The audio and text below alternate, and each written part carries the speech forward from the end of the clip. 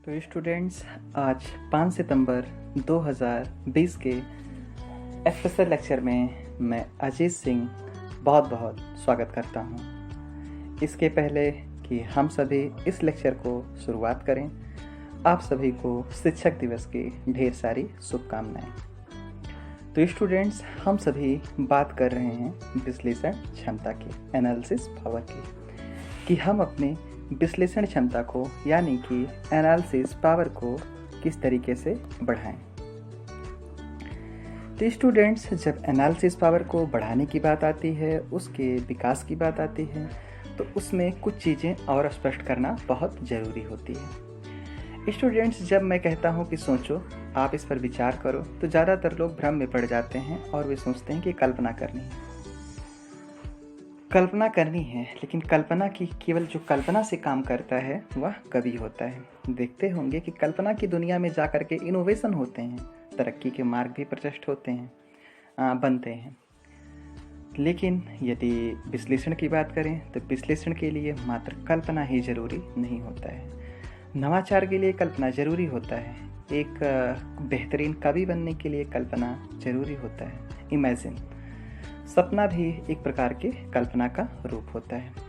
इसको आप लोग दूसरे वे में ना ले जाएं। सपना और कल्पना की जो मैं बात कर रहा हूँ या किसी लड़की की बात नहीं है, बल्कि सपना भी, अब आप ड्रीम्स की बात करें या कल्पना की बात करें, इमेजिन की बात करें। इमेजिन का मतलब होता है किसी चीज़ को महसूस करना, किसी चीज़ के बारे में विचार करना या उसका एक दिमाग में बिंब बनना। और जहाँ तक ड्रीम्स की बात होती है तो वे अवचेतन अवस्था में या अचेतन अवस्था में जो चीज़ें हम बिंब के रूप में देखते हैं उसे ड्रीम्स कहते हैं। इससे हम सभी को केवल इनोवेशन में मदद मिल सकती है, आगे बढ़ने का एक क्लू मिल सकता है, लेकिन विश्लेषण में भी कुछ हद तक मदद मिल सकती है। लेकिन विश्लेषण करने के लिए बहुत ही ज़्यादा स्टडी की ज़रूरत पड़ती है। आप जैसे जैसे स्टडी करते चले जाएंगे, आपका नॉलेज आपका बढ़ता चला जाएगा, आपके उस पर तर्क वितर्क करने लगेंगे, उस पर आपकी बेसिक समझ बढ़ती चली जाएगी, वैसे वैसे आपकी विश्लेषण क्षमता धीरे धीरे बढ़ती चली जाएगी। तो स्टूडेंट्स, आप सभी इस बात को अच्छे तरीके से समझ लें, जान लें कि विश्लेषण क्षमता के लिए कहीं ना कहीं आपको बुक्स पढ़ना ही होगा। बुक्स पढ़ने के साथ साथ जो कंटेंट है, जो बेसिक जो सब्जेक्ट हैं, उस पर आपको एक सामान्य समझ बनानी होगी, जिससे आपको उस टॉपिक पर, उस सब्जेक्ट पर एक बेसिक कमांड हो जाए। साथ ही साथ आप उससे जुड़े हुए जो अदर एस्पेक्ट हैं उसको भी जोड़ सकें, समझ सकें। स्टूडेंट्स, जब आप किसी भी सब्जेक्ट को पढ़ते हैं, उस पर एक बेसिक समझ बनाते हैं, उसको अच्छे तरीके से समझ लेते हैं। मैं फिर से उसी पॉइंट को रिपीट करूंगा कि आप किसी भी सब्जेक्ट के बेसिक पॉइंट्स को समझ लेते हैं, ना कि उसे रट लेते हैं, तो आपके लिए वह चीज़ आसान हो जाती है कि आप उसे अदर सब्जेक्ट के साथ जोड़ सकें और उससे नई नई चीज़ें सीख सकें। तो जैसे यह उसी प्रकार काम करता है जैसे आपके पास एक गोल्ड है, या कह सकते हैं कि सोना, लोहा है, आयरन है। तो अब गोल्ड या आयरन को अगर वह सॉलिड है तो क्या उसे किसी भी गहने का रूप दिया जा सकता है या कोई भी चीज़ बनाया जा सकता है? तो आप तो इस बात को अच्छे तरीके से कह देंगे कि नहीं। उसके लिए क्या करना पड़ेगा? उसके लिए उसे हीट करना पड़ेगा, उसे टेम्परेचर देनी पड़ेगी। जब आप उसे गर्म करते हैं, उसका तापमान बढ़ाते हैं, तो आप देखेंगे कि उस चीज़ पर आपकी एक समझ वह गलना शुरू हो जाता है। जैसे वह लिक्विड फॉर्म में आता है, उसमें आवश्यकता के अनुसार आप दूसरे तत्व भी या एलिमेंट्स भी मिला सकते हैं। नहीं तो आप उसे अपने जो मतलब ज्वेलरी है उसके अकॉर्डिंग, या आपको जैसे गोल्ड से कोई ज्वेलरी बनानी है या फिर आपको लोहे से किसी भी प्रकार के हथियार या कोई भी अदर प्रोडक्ट बनाने हैं, उसको लिक्विड होने के बाद आप उसे उस रूप में बदल सकते हैं, यानी कि कन्वर्ट कर सकते हैं। यह कैसे संभव है? जब कोई भी ज्ञान, कोई भी नॉलेज आप लगातार प्राप्त करते रहते हैं, उसमें चीज़ें सीखते रहते हैं, तो वह जो आपका एक ठोस दिमाग होता है, जो जड़ के प्रकार का होता है, जो तुरंत कोई ना कोई धारणा बना लेता है बिना सोचे समझे। जब आप उसमें कसमस करते हैं, यानी कि उस पे आप जूझते हैं, उससे आप बेहतरीन तरीके से पढ़ते हैं, उस पर अपनी समझ और जानकारी बढ़ाते चले जाते हैं, तो धीरे धीरे वह चीज़ लिक्विड फॉर्म में कन्वर्ट होता चला जाता है। जब बेसिक समझ हो जाती है, किसी भी सब्जेक्ट की बेसिक समझ को आप ताप की तरह से ले लें, जब उसकी बेसिक समझ हो जाती है तो वह सब्जेक्ट लिक्विड हो जाता है। और जब वह लिक्विड हो जाता है तो अलग अलग प्रकार के नॉलेज, इंसिडेंट, जो घटनाएं हैं, वह उसी प्रकार से काम करती है कि आप अपनी नॉलेज को मनचाहा आकार दे सकते हैं अपने ज़रूरत के अनुसार।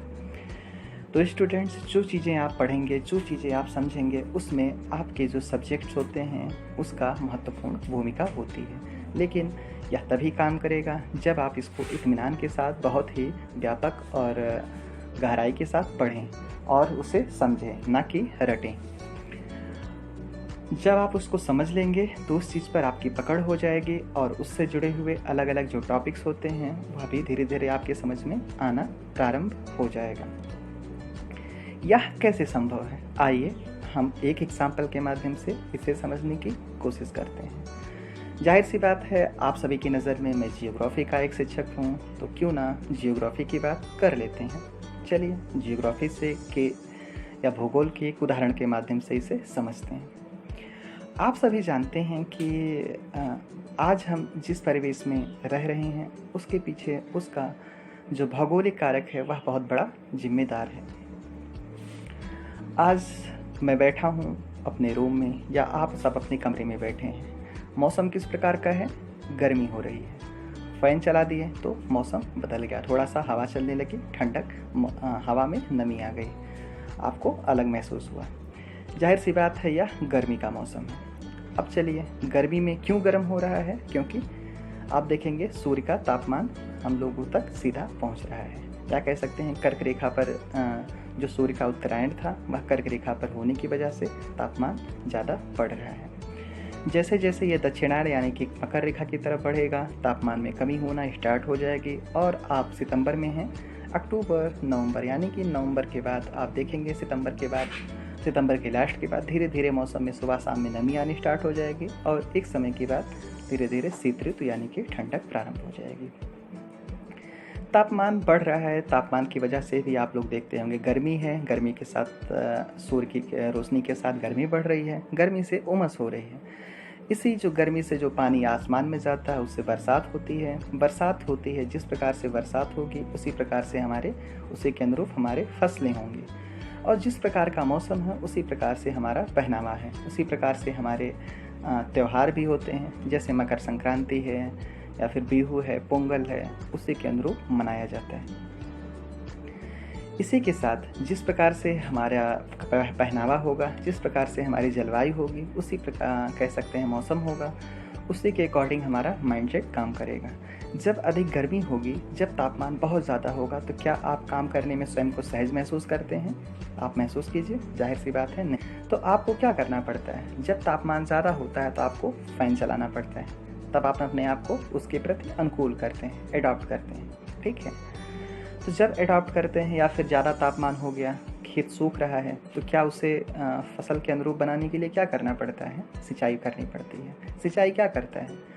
जाहिर सी बात है, जब आप गर्मी से थके हारे घर पे आते हैं, पसीने से भीगे हुए तर-बितर, तो आप क्या करते हैं? घर पे कहते हैं मुझे एक गिलास पानी दे दो। वही हालत फसलों की है। जब तापमान बहुत ज़्यादा होता है तो अगर आसपास थोड़ा सा वाटर बॉडीज़ हैं या फिर मतलब जलीय सतह हैं, तो वहाँ से वह जो वर्षा में मदद करती है। अगर जो कहीं ना कहीं वाटर बॉडीज़ हैं, आसपास ढेर सारे पेड़ों की संख्या है, तो वह वर्षा में मदद करती है। यह कैसे होगा, इसको हम डिटेल से समझेंगे जब हम सिविल सर्विसेज की क्लासेस करेंगे। यहाँ तो मैं आपको एग्जाम्पल के वे में दे रहा हूँ। अगर गर्मी ज़्यादा हो रही है तो हमारा बॉडी, हमारा माइंडसेट सहज नहीं होता है। हमारे अंदर गुस्सा भी ज़बरदस्त आता है। जब हमारे भीतर गुस्सा ज़बरदस्त आता है तो हम क्राइम ज़्यादा करते हैं, या किसी से लड़ना, किसी से झगड़ना, इस तरह की जो गतिविधियाँ होती हैं वह ज़्यादातर आप देखेंगे कि गर्म प्रदेशों में, गर्म मौसम वाले क्षेत्रों में ज़्यादा होती है। फसल भी अगर गर्मी ज़्यादा है, बारिश ज़्यादा हो रही है, तो चावल की खेती होती है, कपास की खेती होती है, यानी कि फसल भी मौसम के अनुरूप पैदा किए जाते हैं। इसी के अनुरूप जो हमारे परिवहन के साधन हैं, जैसे सड़क बनाया जाता है तो जब आप देखते होंगे कि जो सड़कों के बीच में थोड़ी थोड़ी जगह छोड़ी जाती है, रेल के पटरियों के बीच में थोड़ी सी जगह छोड़ी जाती है। क्यों? क्योंकि उनको लगता है कि जब तापमान बढ़ेगा तो चीज़ें फैलेंगी, और जब तापमान कम हो जाएगा, मौसम ठंडी की आ जाएगी, तो उसमें सिकुड़न आएगा। तो जब उसमें फैलाव हो या संकुचन हो, तो जो आप चाहे सड़क की बात हो, चाहे वो रेलवे की बात हो, चाहे रेल की पटरियाँ फैलें या सड़कों का जो उसमें प्रोडक्ट डाला गया है, जैसे डामर है या गिट्टिक है, उसमें अगर थोड़ा सा एक्सपेंसन हो या फैलाव हो, तो वह अपने आप को उसके अनुरूप ढाल सकें। तो स्टूडेंट्स, इसको और ज़्यादा नहीं बढ़ाएंगे, नहीं तो आपके समझ के बाहर मामला निकल जाएगा। यह मैं क्यों बता सका? क्योंकि मुझे ये पता है कि सनलाइट यानी कि हमको प्रकाश के बारे में एक बेसिक समझ है, ठीक है। और प्रकाश यानी ज़्यादा गर्मी की बेसिक कॉन्सेप्ट हमको पता है कि जब तापमान ज़्यादा होता है तो उसका क्या क्या इफ़ेक्ट होता है। तो उस इफ़ेक्ट को मैं अपने फसल से भी जोड़ दिया, अपने जो बिहेवियर से भी जोड़ दिया, आपके डेवलपमेंट से भी जोड़ दिया, आपके कल्चर से भी जोड़ दिया, यानी कि other topic, other subject, other चीज़ों से जुड़ता हुआ चला जाता है। स्टूडेंट्स, हमारे विश्लेषण में हमारे अलग अलग सब्जेक्ट, अलग अलग टॉपिक्स की अपनी महत्वपूर्ण भूमिका होती है। तो जो हमारे अलग अलग सब्जेक्ट हैं, अलग अलग टॉपिक्स हैं, उसकी जो भूमिका होती है, जैसे आपकी हिस्ट्री है तो आपको उसके बेसिक्स की समझ दे देगी कि वह चीज़ें कैसी रही थी। जब बात ज्योग्राफी की करते हैं तो उसके क्लाइमेटिक फैक्टर्स यानी कि उसके मौसम कैसे हैं, उसकी यथास्थिति यानी कि वहाँ की भौगोलिक दशाएं कैसे हैं, उसकी भी बेसिक जानकारी आपको दे देगी। जब आप फिलॉसफी या दर्शन शास्त्र या मनोविज्ञान पढ़ते हैं तो आपको उस समाज के जो चेतना कह सकते हैं, जो मेंटालिटी और उसकी धार्मिक जो मान्यताएं और दार्शनिक पहलुओं का पता चल जाता है, जिससे किसी भी टॉपिक को, किसी भी बिंदु को बहुत व्यापक स्तर पर समझने में आपको मदद मिलेगी। स्टूडेंट्स, इस टॉपिक को आगे मैं ज़्यादा नहीं खींचूँगा। यह सब सिविल सर्विसेज के टॉपिक्स हैं और अभी मैं आप सभी को ये लास्ट में केवल इंट्रो के रूप में दे रहा हूँ कि सिविल सर्विसेज में आपको कैसे मदद मिलती है, आपको विश्लेषण कैसे किया जाएगा। तो स्टूडेंट्स, जितने सब्जेक्ट आप पढ़ते चले जाएंगे उस सब्जेक्ट की जो बेसिक्स होती है, वह बेसिक्स आपको जब दूसरा सब्जेक्ट पढ़ेंगे उसको और भी उतने ही ज़्यादा बेहतर तरीके से पढ़ने में, समझने में मदद करेगी। तो यहाँ पर आप निश्चिंत होकर के अपना स्टडी कर सकते हैं कि जो कुछ भी आप पढ़ेंगे, जो भी सब्जेक्ट आप पढ़ेंगे, उसकी बेसिक्स को जानेंगे, वह आपको अगला जो सब्जेक्ट आप पढ़ने जा रहे हैं उसको समझने में, उससे बेहतर तरीके से ट्रीट करने में आपकी बेहद मदद मिलेगी। मैंने लेक्चर के शुरू में ही कहा था कि विश्लेषण की क्षमता जो है वह ज़्यादा से ज़्यादा सब्जेक्ट की बेसिक अंडरस्टैंडिंग यानी जानकारी से ही आएगी। और जितनी ज़्यादा आप स्टडी करेंगे, जितनी ज़्यादा चीज़ों को समझेंगे, जितनी ज़्यादा उसका विश्लेषण करेंगे, उस पर तर्क वितर्क करेंगे। और स्टूडेंट्स, एक बात और मैं आप सभी से कहना चाहूँगा कि जब आप किसी भी टॉपिक पर विचार करें, आपका कोई निष्कर्ष हो तो आप अपने ही निष्कर्ष को काटें, उसे तोड़ने की कोशिश करें। जैसे आपने कह दिया कि हाँ, पर्यावरण प्रदूषण मानव की वजह से हो रहा है, फिर आप सोचें कि मानव की वजह से ही क्यों हो रहा है, मानव की वजह से नहीं हो रहा है, तो यह कैसे नहीं हो रहा है, फिर उस पर विचार करें। यह बहुत ही कष्टकारी कार्य है, बहुत ज़्यादा उलझनों से भरा हुआ कार्य है। अपने ही दूसरे की बातों को काटना तो आसान होता है, लेकिन अपनी बातों को काटना बहुत मुश्किल होता है। तो आप सब अपने जो तर्क हैं, अपने जो निष्कर्ष हैं, उसको ख़त्म करें, उसको किस तरीके से हराएं, उसको किस तरीके से पराजित करें, इस पर आप लोग ज़रूर कार्य करें, ज़रूर विचार करें कि यह कैसे संभव होगा।